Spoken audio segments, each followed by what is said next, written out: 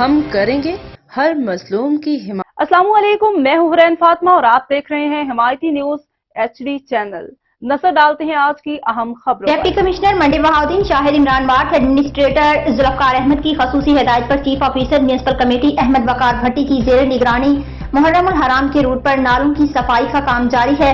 تفصیلات کے مطابق محرم الحرام کی شروع ہوتے ہی CO بلدیہ احمد وقار بھٹی اپنی ٹیم کے ہمراہ دن رات جلوس کے روٹ پر صفائی ستھرائی کے حوالے سے اہم کردار ادا کر رہے ہیں۔ انتظامیہ دن رات مکمل طور پر پانی کی نکاسی، نالوں کی صفائی ستھرائی اور سڑکوں کی تعمیر و مرمت میں کوشاں ہے۔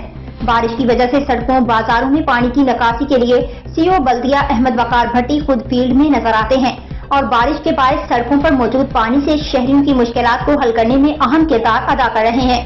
شہریوں کا کہنا ہے کہ بارشوں کی وجہ سے سڑکوں پر کئی گھنٹے پانی موجود رہتا تھا، لیکن اس کا نکاسی کا اہتمام نہیں کیا جاتا تھا۔